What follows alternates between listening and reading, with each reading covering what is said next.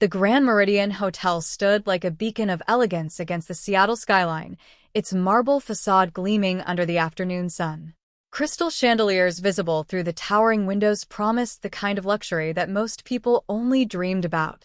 I had driven past this building hundreds of times over the years, watching it transform from an aging property into one of the most prestigious hotels on the West Coast. Today, I walked through those revolving doors wearing a simple navy dress I had picked up at a department store sale 3 years ago.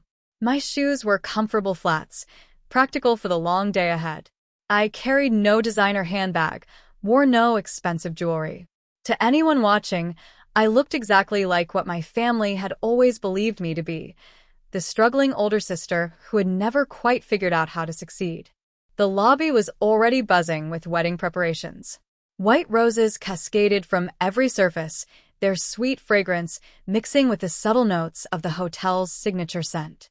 A string quartet rehearsed in the corner near the grand staircase. Staff members in crisp uniforms moved with practiced efficiency, adjusting flower arrangements and polishing already spotless surfaces.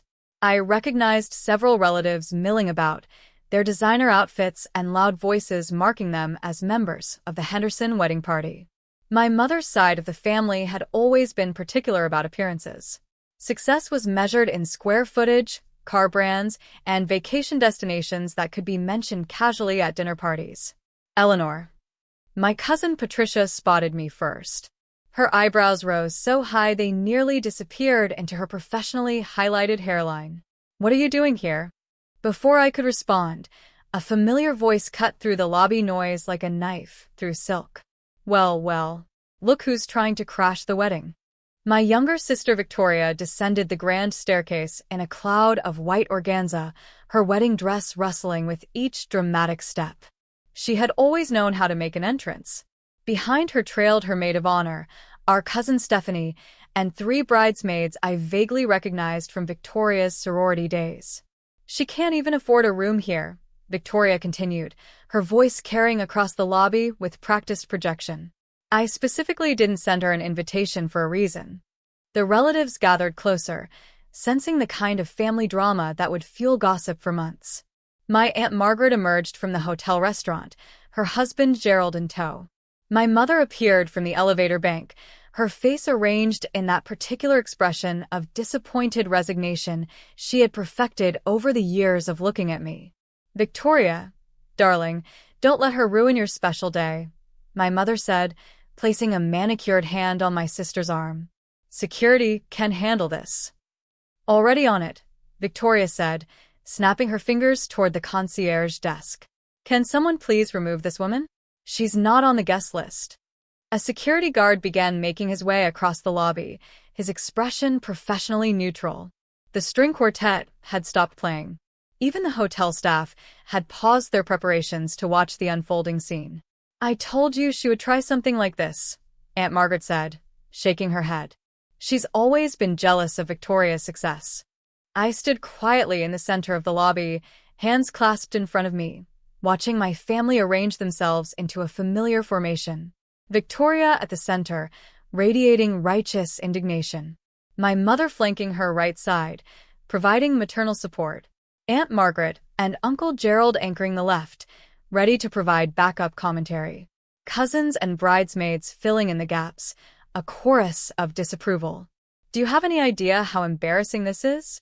Victoria hissed, stepping closer to me. "This is the Grand Meridian, the most exclusive hotel in Seattle. My wedding is going to be in Seattle Magazine. And you show up looking like that." She gestured at my simple dress with obvious disdain. "I worked for 3 years to book this venue," she continued. 3 years on a waiting list. And you think you can just walk in off the street?" "Victoria, I started." "Don't." She held up her hand, the massive diamond on her engagement ring catching the chandelier light. "I don't want to hear your excuses. You weren't invited. You've never supported my relationship with Marcus. You didn't come to my engagement party, my bridal shower, or my bachelorette weekend in Cabo." "I wasn't invited to any of those either," I said quietly, "because you would have brought down the whole atmosphere." Victoria's voice rose another octave. Do you know how hard it is to explain to people that my older sister lives in some tiny apartment and works some mysterious job that she can never actually explain? It's humiliating. My mother stepped forward, placing herself between us. Eleanor, please. Just go. Don't make a scene. I'm not the one making a scene, I pointed out. See. Aunt Margaret chimed in. She always has to have the last word, just like her father. The mention of my father sent a familiar ripple through the group. He had passed away 8 years ago, leaving behind a complicated legacy that my mother's family had never fully accepted. They had never approved of him, a quiet man who preferred books to business deals, who had worked in real estate development without ever achieving the flashy success they valued. Mom. The security guard had reached our group, his hand hovering near the radio on his belt. I'm going to need to ask you to leave the premises. On whose authority? I asked calmly. On mine, Victoria snapped. I'm the bride. This is my wedding venue. And you are trespassing. The security guard looked uncomfortable. Ma'am, if you're not a registered guest or on the event list. She's definitely not on any list, my mother confirmed. Please escort her out, preferably through a back entrance. We don't need photographs of this. I remained where I stood, watching the scene unfold with the strange detachment that comes from having experienced similar moments throughout my entire life. The family closing ranks, the automatic assumption of my failure, the complete certainty that I couldn't possibly belong in any space they occupied. You know what the saddest part is?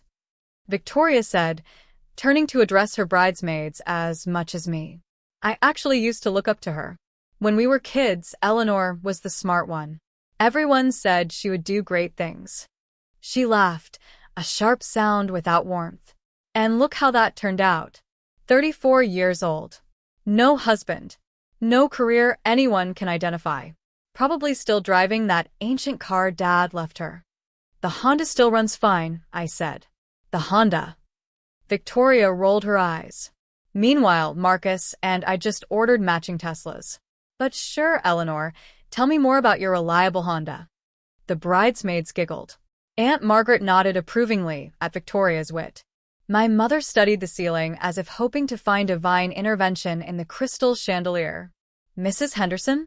A young woman in a hotel uniform approached my mother hesitantly. The florist is asking about the additional arrangements for the reception. Should I tell them to proceed with the upgrade? Yes, my mother said, waving her hand dismissively. Whatever Victoria wants. This is her day. The upgrade is another $12,000, the staff member said carefully. Did I stutter? My mother pulled out a credit card. Victoria deserves the best. Unlike some people, she's actually made something of her life. The transaction completed, my mother turned back to the security situation at hand. Why is she still here? I thought I asked for discretion. Ma'am, I need to check with my manager before. The security guard started. Your manager? Victoria interrupted. Fine. Get your manager. Get the hotel owner for all I care. Anyone who can remove my sister from my wedding venue. Actually, I said, speaking for the first time in several minutes, I think the manager is already on his way. Every head turned toward the elevator bank, where a distinguished man in an impeccable suit was indeed making his way across the lobby. Jonathan Wright had been the general manager of the Grand Meridian for the past 4 years. He was excellent at his job, professional, discreet, and completely dedicated to maintaining the hotel's reputation for exceptional service. What is happening here? Jonathan asked, taking in the scene with a practiced eye. Is there a problem with the Henderson wedding preparations? Yes, Victoria said, stepping forward with the confidence of a woman who had never been denied anything in her life. This woman, she gestured at me with obvious distaste, has shown up uninvited and is refusing to leave. She's my sister, unfortunately, but she's absolutely not welcome at my wedding. I need her removed immediately. Jonathan's expression remained professionally neutral as he turned to look at me. Something flickered in his eyes. A question, perhaps, or a request for guidance. Ms. Anderson, he said carefully, how would you like us to handle your family's reservations? The lobby went absolutely silent. Victoria's mouth opened and closed several times without producing any sound. My mother's credit card, which she had been tucking back into her wallet, slipped from her fingers and clattered to the marble floor. Aunt Margaret grabbed Uncle Gerald's arms so tightly that he winced. "I'm sorry," Victoria finally managed. "What did you just call her?" Jonathan looked genuinely confused by the question. "Ms. Anderson? Ms. Eleanor Anderson." He gestured toward me with obvious respect. "The owner of this hotel?" "The owner," my mother repeated flatly. "That's impossible," Aunt Margaret declared. "Eleanor doesn't own anything.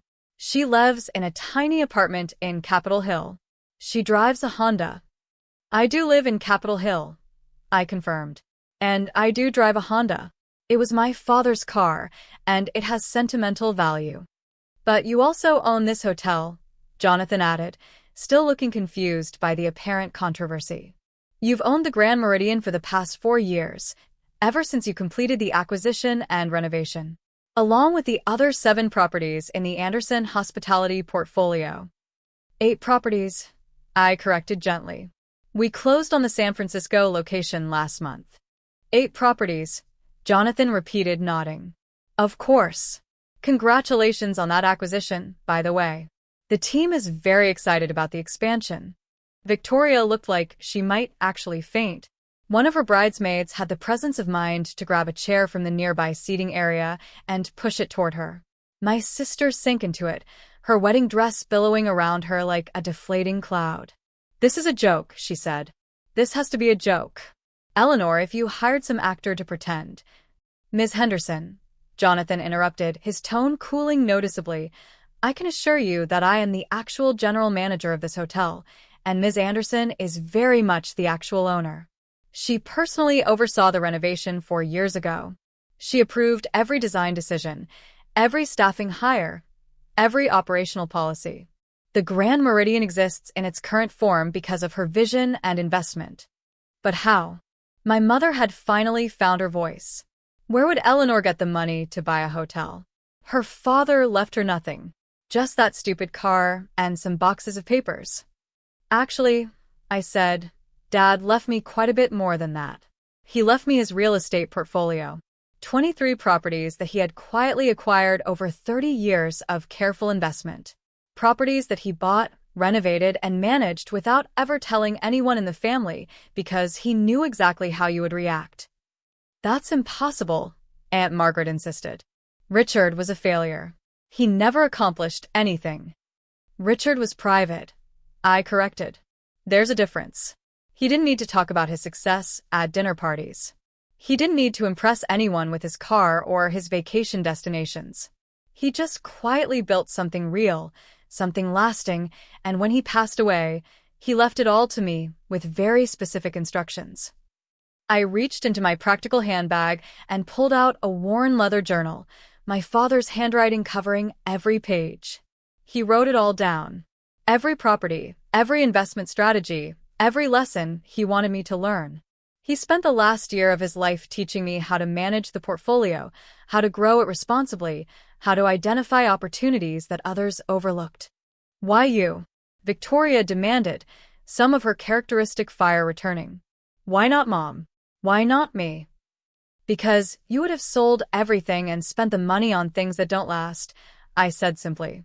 His words, not mine. He wanted the portfolio to grow, to provide for future generations, to create opportunities for people who work hard and dream big. He didn't want it turned into handbags and vacation homes. My mother looked stricken. "Richard said that? About me?" "About the family in general," I said, and I meant it as kindly as I could. "He loved you, Mom. He loved all of us. But he also saw clearly how this family values appearance over substance. He wanted to protect his legacy from that." Jonathan cleared his throat diplomatically. "Ms. Anderson, would you like me to give you some privacy with your family? I can have the staff clear the lobby." "That won't be necessary," I said. "But I would like to see the event coordinator, please. And someone from accounting." "Of course." Jonathan pulled out his phone and sent a quick message. "They'll be here momentarily. Is there anything else you need?" Victoria suddenly stood up from her chair, her face cycling through several emotions before settling on something that looked almost like hope. Eleanor. Ellie. You're not actually going to cancel my wedding, are you? I mean, I know I said some things, but it's my wedding day. You wouldn't ruin my wedding day. I'm not going to cancel your wedding, I said. The relief that washed over Victoria's face was almost painful to watch. Oh, thank God. I knew you wouldn't. I mean, I know we haven't always been close, but we're still sisters and… I'm not going to cancel your wedding, I repeated. I'm going to attend your wedding, as I originally intended when I drove here this afternoon. But I didn't invite you, Victoria said, confusion replacing relief. No, you didn't. But I wanted to come anyway. I wanted to watch my little sister get married. I wanted to see you happy. I wanted to be part of your special day, even if I had to stand in the back and slip out before the reception. Victoria's eyes filled with tears, genuine tears, not the performative kind she had mastered in high school drama club. Why? After everything I've said about you? After how I've treated you? Because you're my sister, I said simply. Because I remember when you used to crawl into my bed during thunderstorms. Because I remember teaching you to ride a bike. Because despite everything, I still love you. The event coordinator arrived with a tablet, followed by a woman from accounting with a laptop. They positioned themselves near Jonathan, awaiting instructions. The Henderson wedding, I said. I'd like to see the billing details, please. The accountant pulled up the information, turning her screen so I could see. The total was staggering, well into six figures for the venue, catering, flowers, music, and various premium upgrades my mother had been authorizing all week. Who is responsible for payment? I asked. The initial deposit was paid by a Mr. Marcus Wellington, the accountant said. The groom. But subsequent charges have been going to a credit card belonging to Mrs. Patricia Henderson. She glanced at my mother, the bride's mother. How much has my mother paid so far? The accountant checked her records. Approximately $87,000, including the flower upgrade from earlier today. I turned to my mother, who had gone very pale. Mom, can you actually afford this? My mother's silence was answer enough. Aunt Margaret stepped in with practiced defensiveness. Your mother wanted to give Victoria the wedding she deserves. Family takes care of family. Family takes care of family, I repeated. Interesting philosophy. I turned back to the accountant. Transfer all current and future charges for the Henderson wedding to my personal account. Every expense, past, present, and anything that comes up between now and the end of the reception. The accountant's fingers flew across her keyboard. Done, Ms. Anderson. My mother made a small sound, something between a gasp and a sob. Victoria stared at me with an expression I had never seen on her face before, something approaching genuine gratitude, mixed with profound shame. You don't have to do that, Victoria whispered. I know I don't have to. I want to. Consider it my wedding gift. Eleanor. My mother stepped forward, reaching for my hand. I don't know what to say. You don't have to say anything. I squeezed her hand gently. But I do have some conditions. The wariness returned to everyone's faces. Of course there would be conditions. In this family, nothing came without strings attached. First, I said, I want an actual invitation to the wedding. Not just permission to attend, an invitation. With my name on it.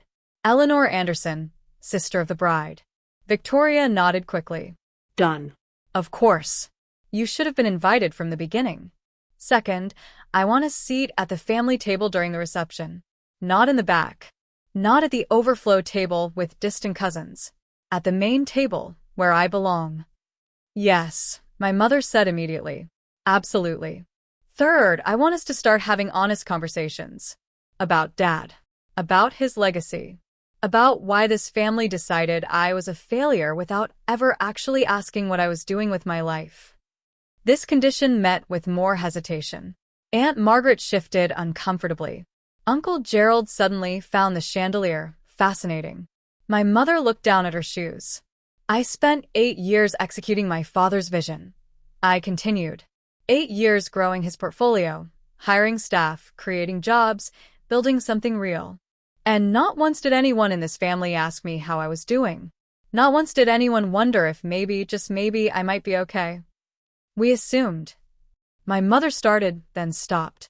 You assumed I was failing because I didn't look like I was succeeding. Because I didn't drive the right car, or wear the right clothes, or go to the right parties. You measured me by your standards and found me wanting without ever considering that I might have different standards entirely. Victoria wiped her eyes with the back of her hand, probably ruining her professional makeup. You're right. You're absolutely right. I was so awful to you, and you didn't deserve any of it. No, I agreed. I didn't. But I'm not doing this for an apology. I'm doing this because I want things to be different going forward. I want to actually have a family, not just relatives who tolerate me when they have to. Jonathan stepped forward, sensing that the most dramatic moments had passed. Ms. Anderson, would you like me to arrange for your usual suite? The penthouse is available. I considered the offer. Actually, I think I'll take a standard room.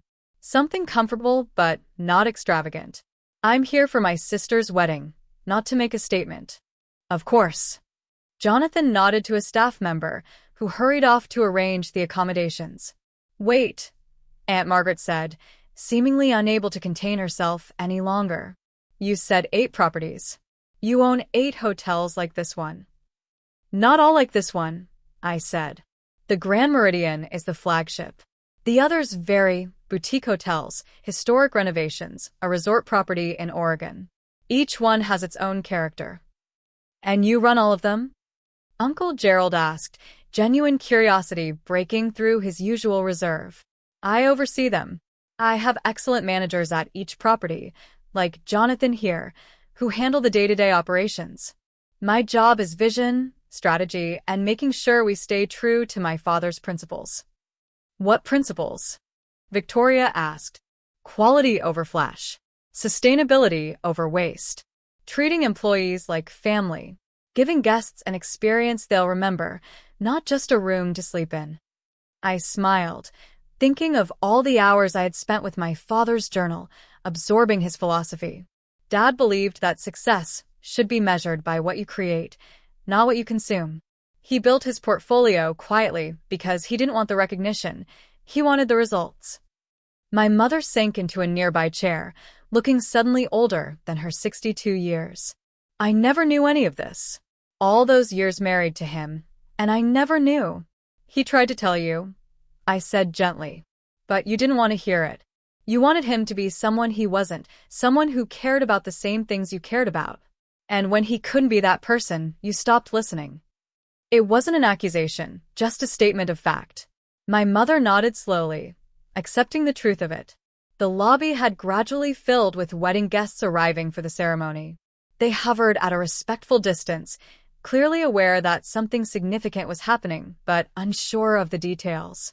Victoria's fiancé Marcus emerged from the elevator, looking handsome in his tuxedo and completely confused by the scene before him. Victoria? Is everything okay? Someone said there was a problem with your sister? Victoria crossed to him, taking his hands. Marcus, this is my sister Eleanor. She's going to be at our wedding after all. Marcus looked from Victoria to me, clearly trying to read the situation. That's great. You said she probably wouldn't come. I didn't invite her, Victoria admitted, shame coloring her cheeks. I should have. I was wrong. She also owns this hotel, Aunt Margaret added, unable to resist. And 7 others. Marcus blinked. I'm sorry, what? It's a long story, I said, stepping forward to shake his hand. The short version is that appearances can be deceiving, and I'm very happy to finally meet the man my sister loves. Marcus shook my hand with obvious bewilderment. Likewise. I think we should probably get ready for the ceremony, Victoria said, glancing at the ornate clock above the concierge desk. Guests are arriving. You're right. I stepped back, giving them space. I'll get settled in my room and see you in the ballroom. As I turned to go, Victoria caught my arm. Eleanor, wait. I turned back to face my sister. Really face her, perhaps for the first time in years. Thank you, she said. Not just for paying for everything. For coming. For wanting to be here, even after how I treated you. For being a better sister than I deserve. You don't have to deserve love, I said. That's kind of the whole point of family. Victoria pulled me into a hug, her wedding dress crinkling between us. I felt her tears dampen my shoulder and hugged her back just as tightly. When we separated, my mother was there, her own eyes wet. I'm sorry, Eleanor. For all of it. For not seeing you. For not asking. For assuming the worst. I know, Mom. I hugged her too, feeling something loosen in my chest that had been tight for years. We can do better. All of us. The next few hours passed in a blur of activity. I settled into my room, a comfortable standard suite, as requested, and changed into a slightly nicer dress I had brought just in case. The ceremony was beautiful, Victoria radiant as she walked down the aisle toward a clearly smitten Marcus. At the reception, I sat at the family table as promised. Conversations that had previously skirted around me now included me directly. I told stories about my father, about his philosophy, about the early days of learning to manage the portfolio. Family members who had ignored me for years suddenly wanted to know everything. Halfway through dinner, Victoria stood to give a toast. She thanked the usual people, Marcus, her parents, her bridesmaids. Then she paused, looking directly at me. I also want to thank my sister Eleanor, she said, her voice steady but emotional. Earlier today, I said some things I'm deeply ashamed of. I dismissed her, mocked her, and tried to have her removed from this venue. What I didn't know, what I had never bothered to find out, was that Eleanor actually owns this hotel. And 7 others. And probably half of Seattle, for all I know. Laughter rippled through the room. I smiled, shaking my head slightly. But that's not why I'm thanking her, Victoria continued. I'm thanking her because even after all of that, even after years of being excluded and ignored by her own family, she still wanted to be here. She still wanted to celebrate my happiness. She still loved me enough to stay when anyone else would have walked away. Victoria raised her glass. To Eleanor. The best sister I've been too blind to appreciate. I promise to do better. To Eleanor. The room echoed. I stood, glass in hand, and nodded at my sister. To family, I said. The one we're born with and the one we choose to build. After the toast, Marcus's father approached me with a business card. Anderson Hospitality? I'm in commercial development. We should talk. I'd like that, I said, tucking the card away. The party continued late into the night. I danced with my mother for the first time in decades. I listened to Aunt Margaret apologize with varying degrees of sincerity. I watched Victoria and Marcus take their first dance as a married couple, their faces glowing with happiness. Around midnight, I stepped onto the hotel balcony for some fresh air. The Seattle skyline sparkled in the distance, city lights reflecting off the waters of the Sound. I thought about my father, about his quiet determination, about the legacy he had trusted me to protect and grow. He would be proud of you, you know.